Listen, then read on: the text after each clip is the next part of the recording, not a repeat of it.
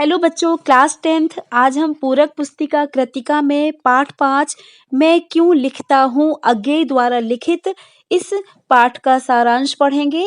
मैं क्यों लिखता हूँ में अज्ञेय ने अपने लिखने के कारणों पर प्रकाश डालते हुए रचनाकार के प्रेरक तत्वों पर विचार व्यक्त किए हैं।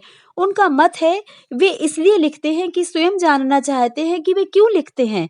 अपनी आंतरिक विवशता से मुक्ति पाने के लिए वे तटस्थ होकर उसे पहचानने के लिए लिखते हैं।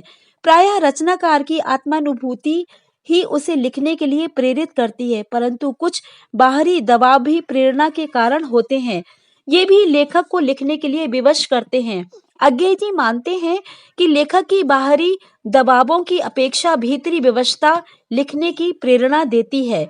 रचनाकार घटित रचना से जो अनुभव प्राप्त करता है उसकी सत्य तक संवेदना तथा कल्पना द्वारा पहुंच जाता है।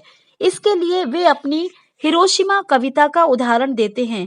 लेखक एक बार जापान गए तो उन्होंने हिरोशिमा में एक पत्थर को बुरी तरह झुलसा हुआ देखा जिस पर एक व्यक्ति की उजली छाया थी।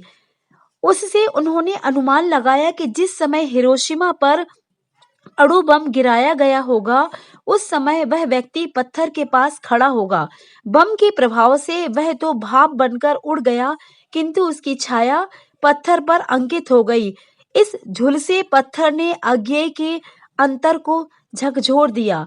हिरोशिमा पर गिराए गए बम की भयंकरता से उन्हें ऐसा लगा मानो वे बम गिराए गए समय पर वहां उपस्थित रहे हो। इस त्रासदी की व्याकुलता का परिणाम ही हिरोशिमा कविता है। आशा करती हूँ आपको पाठ का सारांश समझ में आ गया होगा। अगर आपको मेरा वीडियो पसंद आया है तो इसे शेयर करें, लाइक करें और मेरे चैनल को सब्सक्राइब करें।